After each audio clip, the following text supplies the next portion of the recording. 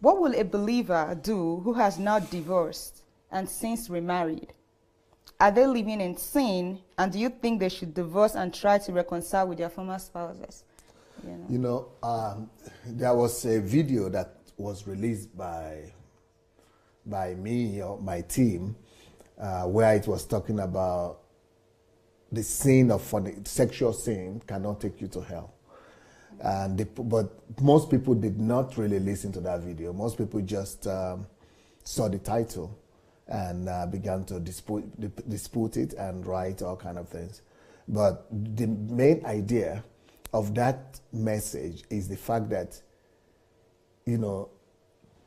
we are hooked on sin, which is unfortunate. We are too focused on sin.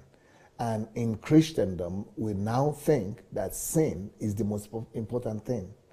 Just avoid sinning. But what is sin in your mind? What you don't even think could be sin could be sin. And most of the things that we think, we just have a few line of sins. Don't smoke, don't drink, don't sleep around. But we don't even know what sin is. So when somebody remarries and they're already married and they're Christians, we think that because of the act of what they have done, that might mean that they are sinning. But in this kingdom, if you really understand this kingdom, you will know that things that take people to hell, yes, sin as we know it, physical things and things like that could be part of it. But that is not the primary thing that takes people to hell. The primary thing in the kingdom, in the New Testament, that is the most important thing in the New Testament is relationship. People's relationship with God. It is when either they have that relationship or they don't have it. And sin could break that relationship with God. But it is not the sin that makes you to go to hell. It is the broken relationship that takes you to hell. Sin can separate you from that relationship. It says that we have all sinned and have been separated from the love of God. The separation is where the problem is. So we think it is the same. People could still sin in our own eyes, but not get separated in their relationship with God. Not be separated from the love of God in the sense that everybody sins every day.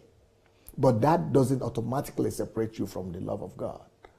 Especially if you are, what matters in the New Testament is, that's why it didn't give us commandments like 10 commandments in the New Testament anymore. He said the commandment is in your heart. It's only one commandment in the New Testament, the commandment of love. What I mean by relationship is, are you loving God? Are you deepening your relationship of love with Him? Or you are walking away from that love? Are you walking closer to God, or you are being separated from Him? Now, it is not only sin that separates people from the love of God. Sin is just one of the things that separate us from the love of God. Idols separate us from the love of God. The focus of our love separates us from the love of God. Our passion, where it is given to, or what is devoted to, separates us from the love of God. What we obey, what we give ourselves to in obedience, could separate us from the love of God. Our families could separate us from the love of God. Our children could separate us from the love of God. Our hobbies and love and what we are fascinated with could separate us from the love of God. So those things could take you to hell. But everybody's only talking about sin. That is the way it used to be in the Old Testament. In the Old Testament, it's all about sin. Eye for an eye, tooth for a tooth. You did this and you are being punished for it. In the Old Testament, sin is what you do or what you didn't do.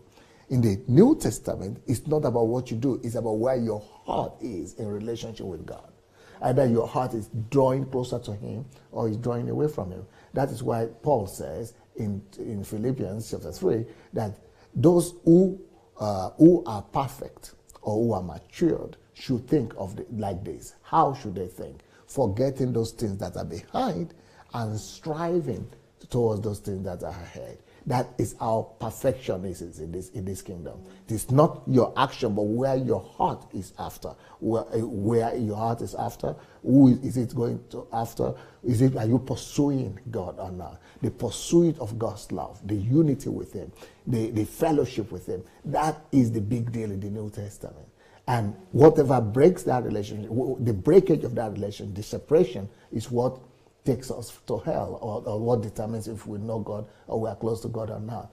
And sin could be an instrument of that separation, but that is not the only thing. Sometimes we are too much focused on actions, but in the New Testament, it is not actions and deeds anymore, it's relationship. Okay, in other words, what matters is righteousness consciousness. Like we are conscious of doing the right thing. No. That's again action. Doing, again, you are talking about doing. No, is relationship consciousness. It is like, how am I walking with God? Like, God is with me. He is here with me. He lives in me. I live in Him. He said, in that day you will know that I am in you and you are with me. And, the awareness, the consciousness of unity with Him, knowing Him. It's not about deeds anymore, but it's about unity with God. So many people don't know that it's the heart thing, not the action thing. So in the New Testament, Jesus emphasizes heart rather than action. So it is very difficult for people to understand that, but that is the bottom line of the New Testament. Yeah, but I want to ask a question in regards to that, from what this person is saying. Now, if, for example, we're human beings, now, if I have in my heart to please someone, I love someone, I want to please him or her, that's what is in my heart. But if my actions contradict what is in my heart, does it play a role in the relationship I have with that person? Yes. But we are talking about God right now. Yes. Right? So if our actions contradict the written word of God, yes, the Logos, what the Bible says, yes, does it affect our relationship with Him? It contradicts all the time, even when you don't know about it. We do things that we don't even know. God is so much holy that the most righteous of us all, our righteousness will just be like a piece of rags. Even the most righteous of us all, even in the best we must have tried. All our righteousness is equal in God's eyes. It's just like, dirty rags. So we must never depend on that, because we were not saved by works. We were saved by love. Wow. And it is love that will sustain us. Okay. So in this situation about the couple, it is say that this couple are just love God, build your relationship with God, move on with Him. And worry yourself less about the do's and don'ts. The don'ts. Wow, wow. It is said in the case of divorce, because I remember we actually addressed this on the show, that in the case of divorce, what is the person that walked away, you're free if someone walks away from you. But what happens to the person who walked away? That's when they are Christians. That's what I'm saying, that when you get to the bottom of it all, it ends in your relationship with God. With God. Yeah. So you don't need to separate with the person again, or just stay with the man. You can do that if you feel God has led you to do that, and God is convicting your heart to separate. But if not, if you're at peace, the Bible says if your heart is not condemning you, who is there to condemn you? Okay, so how can the church help believers who have been divorced and remarried without making them feel condemned? That's exactly what I just did. So how can a pastor or a church make this couple, like let's say a couple come to a church and they've been divorced before and remarried, so how can the church really make them feel not condemned with this message of no divorce? That's what I'm just done now. Okay. The church, any church should emphasize building of relationship of individual believer with the Father. The love relationship between the individual believer and God the Father, that should be primary. If God now convinces them, or the Bible convinces them of anything otherwise, then they could do that. But the pastor should not focus on, trying to, readdress a family that is, that's had some mistakes or failure in the past, and try to make it its own point of duty to try to mend the walls.